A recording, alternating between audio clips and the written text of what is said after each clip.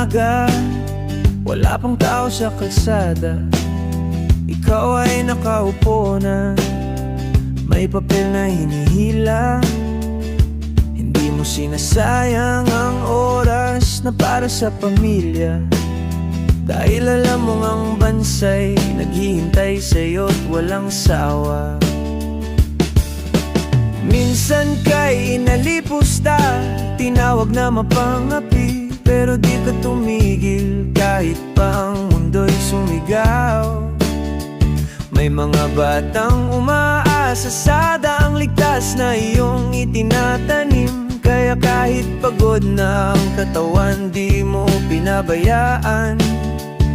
At kahit ang ulo mo'y puno na ng alalahanin, nakangiti ka pa rin kapag may humihingi ng tulong.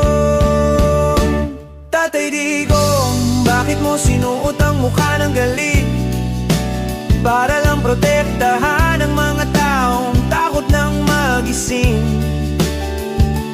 Tatay Digong, bakit mo tinanggap ang lahat ng sumba, kung ang tanging habol mo isang Pilipinas na ligtas na?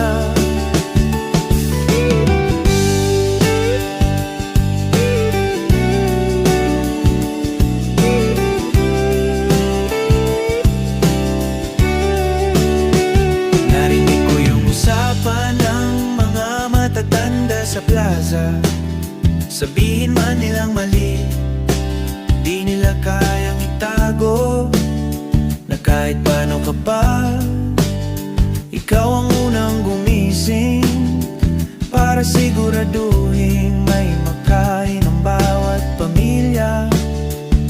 Hindi ka naghahanap ng estatwa o parangal, sapat na sa'yo ang tingin ng isang ina na ligtas na anak.